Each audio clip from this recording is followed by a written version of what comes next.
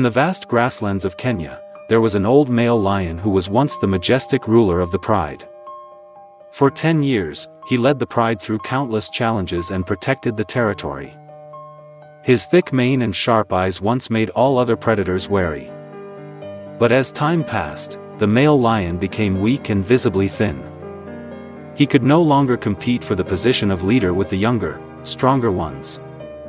Overthrown by another young male lion, he quietly left the pride. With pride, he decided to live alone on the vast grasslands. Day after day, he wandered, looking for food and struggling against the harsh weather. The pack of hyenas often appeared, following closely behind, waiting for an opportunity to attack. Not stopping there, the leopards always watched him from afar, waiting for a weak point. On the dry field, the scorching sun made the old lion exhausted. It tried to move to find a shady tree. The heat made the lion's breathing heavier and heavier, its legs trembled. The old battle scars now burned more under the harsh sun. Then suddenly, it saw 3 leopards resting under a rare tree. The old lion no longer had enough strength to confront them, but it still struggled to move forward. The 3 adult leopards quickly discovered the weak old lion. They immediately stood up, showing hostility, surrounding the lion. The male lion growled in despair, as if wanting to chase away the troublemakers. But the opponent recognized its exhausted state and did not show any respect. A ferocious leopard rushed in, biting the old lion's front leg. Blood gushed out, dyeing the once sturdy leg fur red. The lion roared in pain, the sound tearing apart the quiet space. In pain, it used its last bit of strength to fight back. This sudden resistance scared the 3 leopards and they ran away. Left alone, the male lion collapsed, the wound on his leg throbbing with pain. He dragged himself to find a small shady corner left under the dry grass. The bitten leg was now bleeding non-stop, and his strength was gradually fading. Day by day, the wound swelled and showed signs of necrosis. The pain became more and more severe, causing a numbing, throbbing pain. Its front legs began to atrophy, no longer able to support its body weight. Hunting became impossible, it could only survive on a little water. With a glimmer of hope, the old lion slowly walked through the grass, looking for some rodents or leftover scraps of food. Gradually, the lower part of the foot became necrotic and almost fell off, leaving only a thigh close to the body. The gruesome sight made it even more miserable. However, the survival instinct forced the lion to try to use its remaining 3 legs to move. It was the peak of the heat wave, the grasslands became even drier. That day, a local man named Keto was driving home. He stopped when he saw the limping figure of the old lion. Curious, Keto got out of the car, approached, and kept a safe distance. He was surprised to see that the lion's leg had almost fallen off and dried blood stuck to its ragged fur. Keto realized that the lion would die if not helped.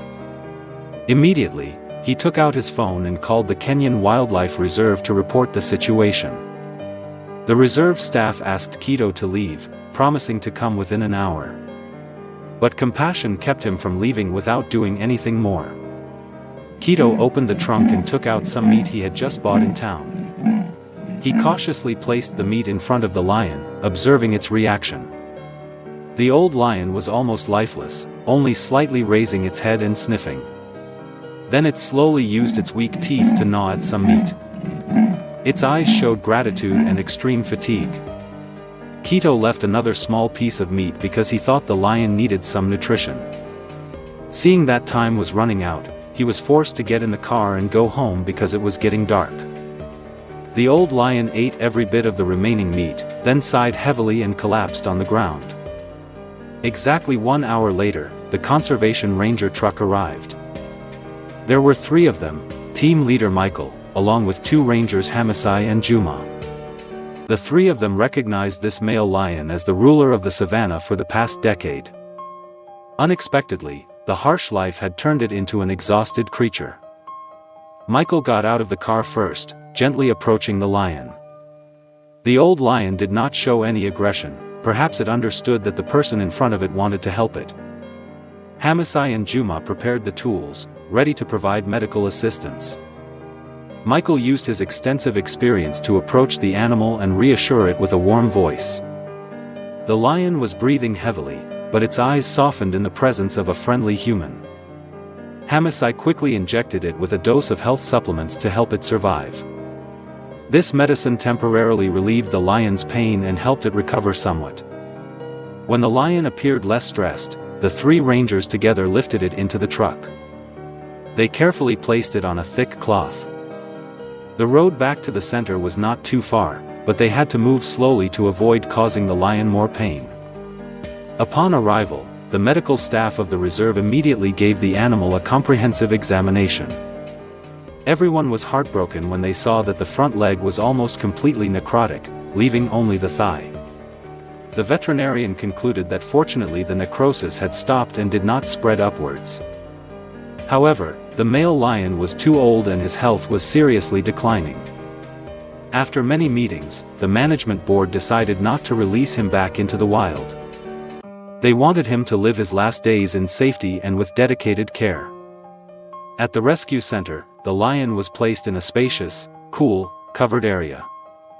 The first day, he barely moved, just lying still with his eyes closed. The sanctuary staff took turns watching him, making sure he got enough to eat and drink. The amputated lion's leg was carefully bandaged, and the wound gradually dried.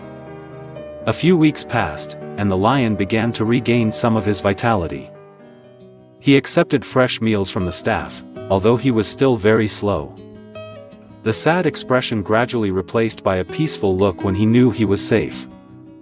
Many visitors to the reserve began to hear about this majestic old lion. People were often amazed by its extraordinary survival story. Children who came to visit loved to see the silver mane, a rare sign of old age. Michael always reminded the reserve staff to respect the lion's glorious past. He told everyone to take care of it as a proud symbol. Hamasai and Juma also often visited and talked to the lion, as if it understood the words of encouragement. Just like that, the old lion gradually became attached to humans, no longer wary. It occasionally roared softly, as if wanting to tell glorious stories of the past. Anyone who witnessed it felt moved and admired its strong vitality. And so, under the protection of a nature reserve in Kenya, the male lion of the past has enjoyed his last days in peace, becoming a living legend in the heart of the savannah. Dear friend, thank you for taking the time to follow the story. Don't forget to like and subscribe to the channel to support us.